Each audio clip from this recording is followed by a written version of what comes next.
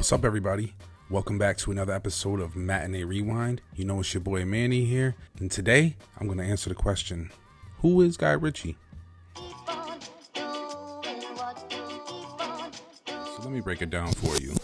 Guy Ritchie is a British bloke born in the UK who really got his inspiration when he first saw Butch Cassidy and the Sundance Kid, which is an American Western film starring Paul Newman and Robert Redford. It'll go down in history as a classic movie, but it was this movie that inspired him to become a film director. Like, he never went to film school or anything like that. The way he got into film was he started working on set. I think he got a job as a runner that ultimately started his whole entire film career. Then, you know, he was directing maybe some promos for bands, some commercials, really low budget stuff. And he saved up all his money to film a short film. Now, this first one is called The Hard Case. It came out in like 1994, 1995, and it was a really low budget 20-minute crime thriller. And it really led to his next feature film. But he couldn't really get the bread together to do the movie. So it was Sting's wife, Trudy Styler, who saw The Hard Case in 95 and invested in the feature film. She basically said, yo, that was pretty dope. I want to see what this guy can do with a full-length feature. And that full-length feature movie turned out to be Lock, Stock, and Two Smoking Barrels. It's an ultra-violent tale of a few cocky cognies, small-timers caught up in the underbelly of London's East End. Once that movie was completed and he finished filming it, he tried to shop it around. I think he gave it to like 10 different distributors in England, and they all turned him down. But at some point, it was eventually released in 1998, I think it was. And then it was released here in the US in 1999.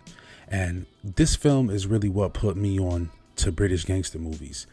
A lot of people call him the British Tarantino. The both of them make crime thrillers that are very violent and gory and deal with a lot of like rude and crude language that people just weren't ready to watch in the early 90s. But this movie is the movie that put him onto the map.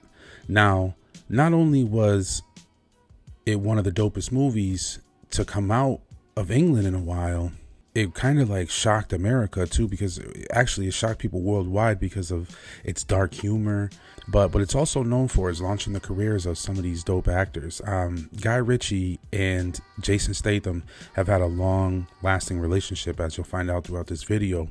And this is one of the initial films that put him on at the time. There's also guys like Jason Fleming, Dexter Fletcher, and of course Vinnie Jones, who had a long stretch of being the bad guy in American action movies. Lock, Stock, and Two Smoking Barrels was followed up by Snatch in 2000. Now, this time he had a way bigger budget because people seen what he can do with his first feature film. So they said, let's get this guy a lot of bread and let's see what he can really do. Let's go see if we can get him some stars too. And they reached out to some familiar faces here in America, guys like Brad Pitt and Dennis Farina, and a new up-and-comer by the name of Benicio del Toro. And not only did he do that, but those last few guys that I mentioned, like Jason Statham, Vinnie Jones, Jason Fleming, he brought them into the mix this time as well. You're talking about thieves, criminals, and smugglers with heavy British accents shooting it out over a huge diamond. Now, Snatch is just like his crown jewel. It's the movie that everyone was talking about before social media was out, when the internet was just coming out. This is the movie that everyone would talk about. It was a really heavily quoted film. It didn't matter American, England, where you were, like this was a movie you had to watch. And this is where the Tarantino comparisons really started to come in. But anyways, around the same time, my man starts blowing up. He meets Madonna, okay? And they got kids together. They spent the whole entire lifetime together, the two of them. Props due. But for a lot of fans of Guy Ritchie, they think this is a time when his filmmaking started to fall off. Because at the time, he started to do like independent stuff. So he was doing like short films for BMW, which were like short commercials, the co-starring guys like Clive Owen. He also was shooting some music videos for Madonna at the time, which they were really controversial because they had a lot of like violence in them, which is what Guy Ritchie is known for. So, and I think it was 2002, the couple decided to embark on a remake of a 1974 film called Swept Away. And this new movie was critically and commercially a flop. Like, I never seen it because I had zero interest in watching this movie. But after it came out and it got all them Razzies, I realized I did a good job by skipping this one. So everyone was dying for him to get back to his crime thriller roots. And that's exactly what he did. He reached out to his boy Jason Statham, and in 2005, he released the Vegas heist film Revolver. Now, this movie won back the favor of the fans and some of the critics, but if I'm speaking honestly for myself, it was a bit convoluted. It was a little bit hard to understand. It could have been like cut down a little more. It wasn't my favorite film from him, but I was really happy to see him getting back in the right direction. Yeah, they slapped a wig on Jason Statham in this one, so it was real hard for me to like look at it. But this also starts a trend with him where he starts to cast rappers in his films, and I'm not sure, but I think Revolver has Andre 3000.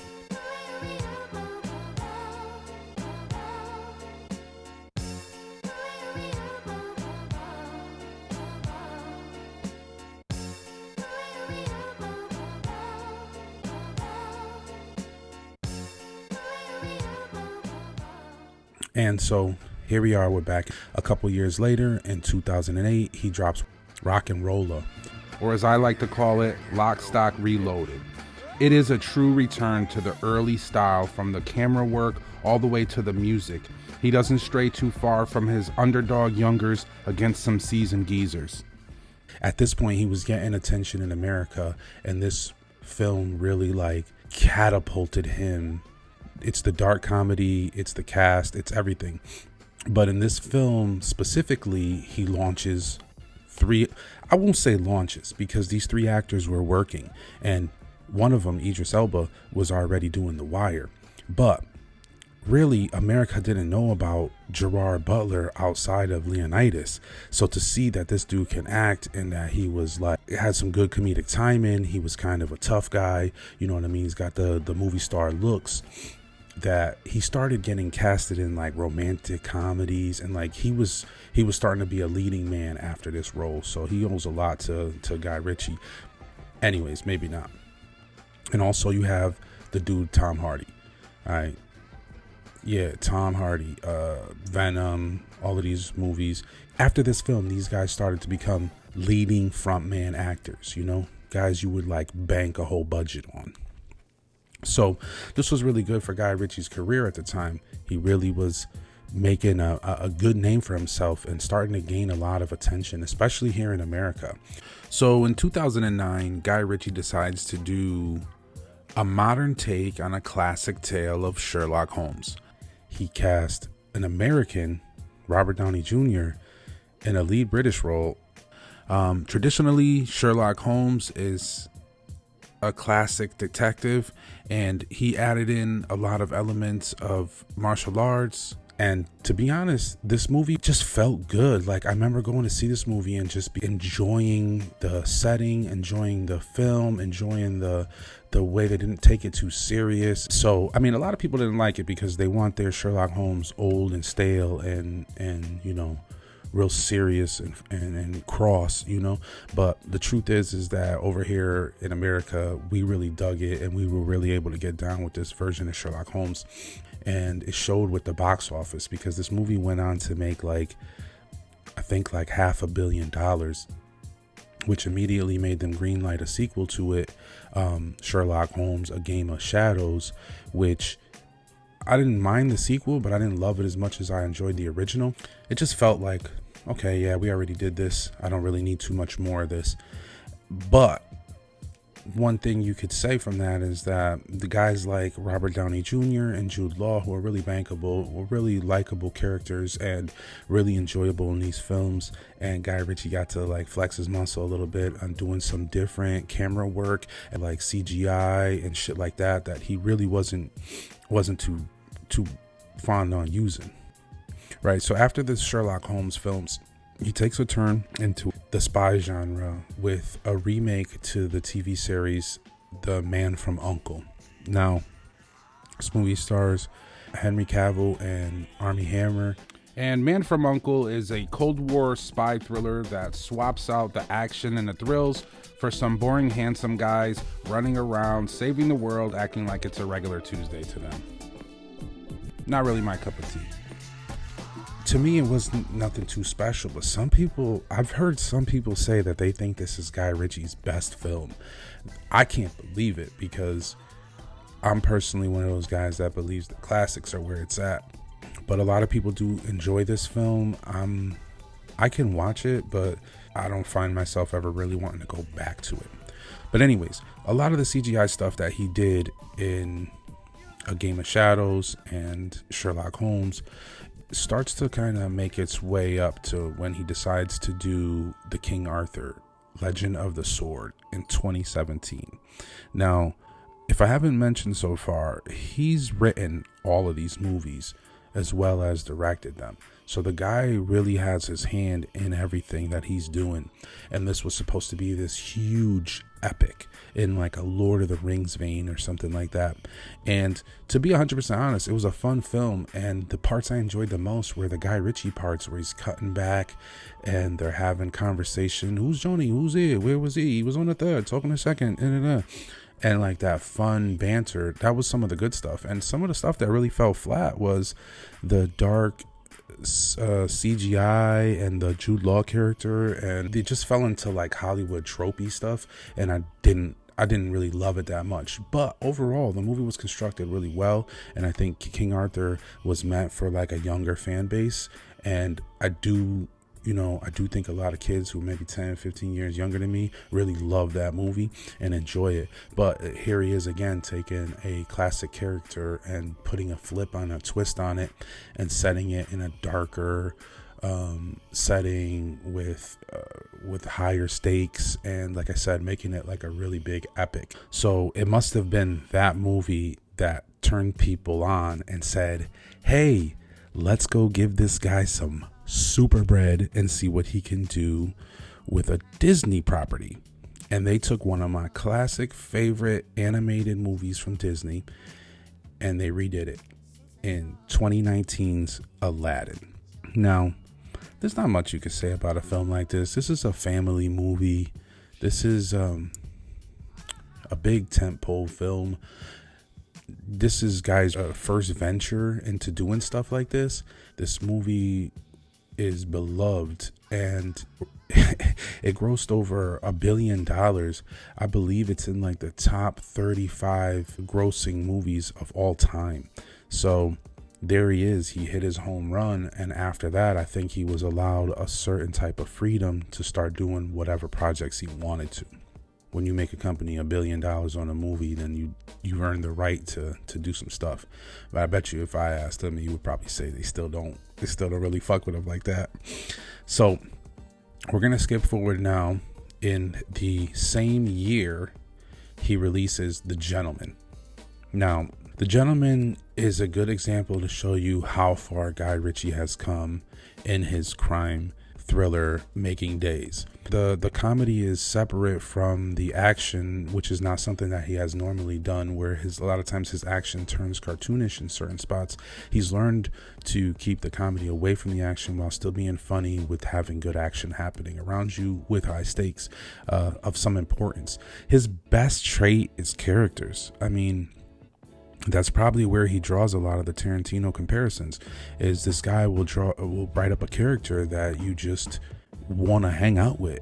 Like, I mean, literally, they create these people that they probably want to hang out with, that they think are really super cool, and maybe there's certain parts of their personalities that they don't want to let out, like super uber assholes or whatever. With an ensemble cast, Guy tells a clever story about a flamboyant drug dealer who weaves together with another complex crime thriller that's just colorful and bright and loud, and proves that he really knows what he's doing in this crime genre. It stars Matthew McConaughey. It has Charlie Hunnam in it. Hugh Grant pops up in there. It's really great to see that this time he cast a British rapper in one of his films with my man Bugsy Malone. So we're gonna wrap this up with his last film that came out before this video, was Wrath of Man in 2021, written and directed. He links back up with Jason Statham and he says, "No more jokes. I want to tell a serious revenge story through the camera lens." And when I say through the camera lens, you can really tell that he wanted to strip everything down and give Jason Statham that straight up badassery that he deserves. Now, don't get me wrong. You laugh a lot of times in his movies. You laugh all the time in his movies, but in this film itself, there is funny parts that make you laugh, but they come through serious moments as well. And I want to give a big shout out to Scott Eastwood. He never gets the respect that he deserves. I've seen him in a lot of movies now, and I think he's got some good chops. But what I really dug about this one is I've watched a couple of films try to make Scott Eastwood look like a badass, and it just doesn't really succeed. But in this one, he looks like a fucking badass, and he plays it really well. And Jason Statham is always a badass. This video should have been as much about Jason Statham as it was about Guy Ritchie, because the two of them together is just magic for me. I really enjoy their films. So that's going to wrap it up today for Who Is Guy Ritchie. By now you know he's a producer, a writer, and a director of some of my personal favorite films. I will put him in my top 10 directors all time. Hopefully this puts you on a little bit. If you enjoyed this video, go ahead and hit the subscribe button and hit the notification bell, so this way you can get notifications whenever I drop videos like this. Leave a comment below. Let me know what your favorite Guy Ritchie film is. I guess that's it for today. I'll holler at y'all. Be easy. Take care. Happy New Year. Peace.